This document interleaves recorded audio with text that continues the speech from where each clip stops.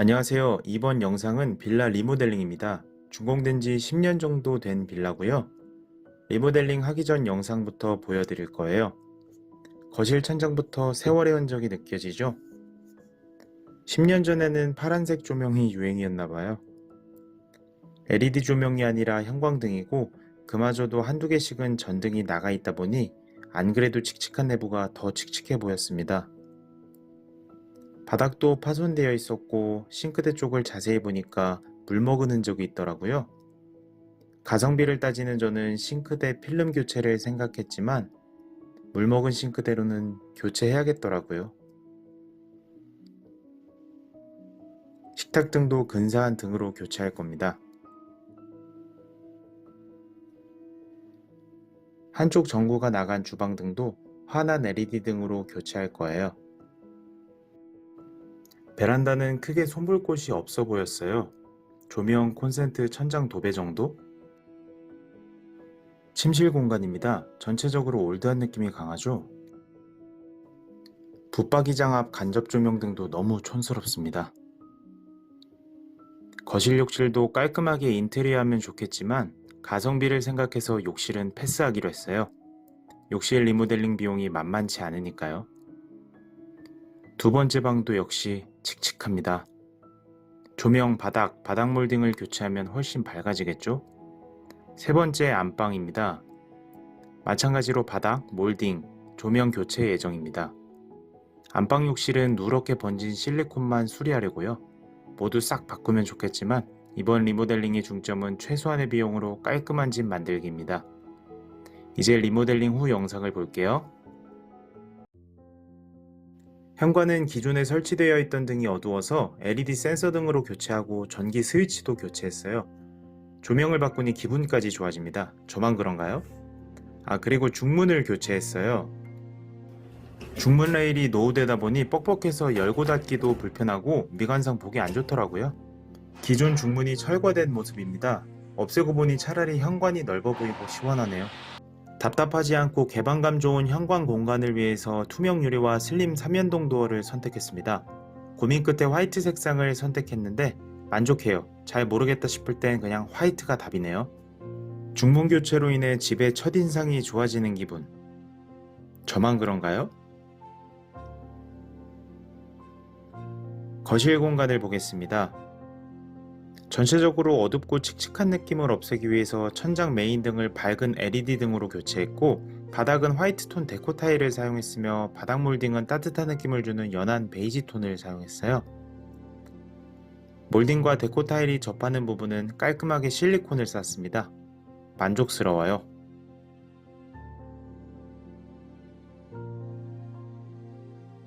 조명은 모두 직접 구매하고 직접 교체했습니다. 예전에 혼자서 거실 조명을 교체한 적이 있었는데 지금 생각해보면 어떻게 했는지 모르겠어요. 직접 조명을 교체하는 게 재미도 있고 훨씬 밝아진 집을 보면 은근 뿌듯하기도 합니다. 메인 등 주변에 푸른색 조명도 교체하고 싶었는데 복잡해 보여서 그냥 포기했거든요. 수리하고 입주 청소까지 끝내고 보니 나름 괜찮아서 다행이었어요. 특별한 분위기를 연출하고 싶을 때도 유용할 듯해요.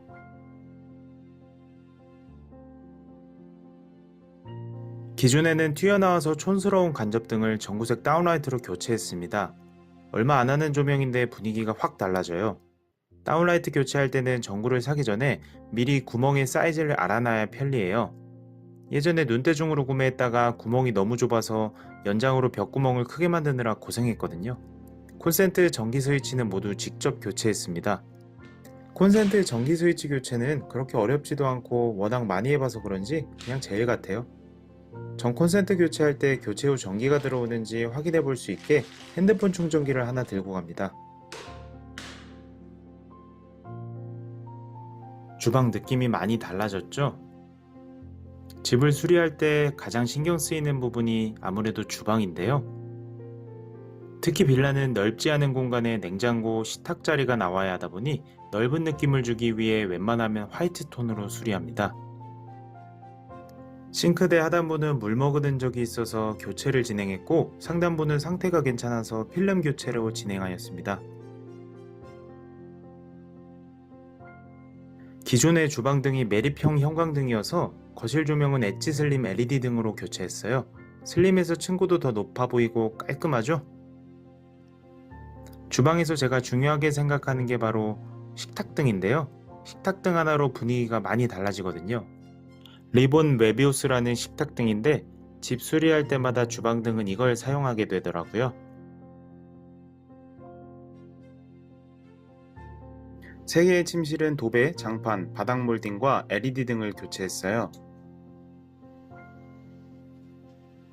참고로 전기 스위치 콘센트는 모두 교체했습니다. 침실 등도 식탁등과 마찬가지로 엣지 슬림 LED 등으로 교체했습니다. 근데 천장 마감재가 달라서 그런지 어떤 부분은 나사가 헛돌아서 앙카를 박아야 하고 어떤 부분은 앙카를 박으면 앙카가 부서져서 나사를 박아야 했어요. 사진처럼 기존 등을 철거하면 저렇게 천장이 뚫려 있더라고요. 제가 엣지 등을 선택한 이유입니다. 욕실 공사까지 하면 비용이 너무 많이 들어서 욕실은 건들지 않았어요. 샤워부스 쪽에 꽃무늬와 어지러운 바닥 타일이 거슬리긴 하네요. 그래도 전등을 LED 등으로 교체하니까 칙칙한 느낌이 많이 없어졌어요. 붙박이장 위에 간접등도 전구색 다운라이트로 교체하니 분위기도 좋고 훨씬 깔끔했습니다. 두 번째 침실입니다. 집이 올드해 보이는 큰 이유가 바로 몰딩 컬러인데요. 천장 몰딩과 바닥 몰딩의 색상이 다른데 혹시 눈치채셨나요? 전체 몰딩 공사를 했으면 더 좋았겠지만 예산을 최소화하기 위해 바닥 몰딩만 교체했어요. 리모델링 하다 보면 이것저것 수리하고 싶은 게 늘어나더라고요. 사실 리모델링 견적을 내기 전에는 바닥 몰딩도 생각 안 했다가 추가된 부분이에요. 안방 욕실은 창문 쪽에 실리콘이 오염되어 있었는데요. 전에 살던 분이 여기서 담배를 많이 피우신 듯해요. 실리콘은 도배장판 사장님한테 쏴달라고 부탁했어요. 자주 거래를 하는 사장님이라서 이 정도는 흔쾌히 무료로 해주셨습니다. 지금까지 공사 전과 공사 후 영상을 보셨는데요. 궁금해하실 것 같은 공사 세부 비용을 보여드릴게요. 바닥은 데코 타일로 시공했고 바닥 몰딩 교체, 도배까지 해서 240만원 나왔습니다.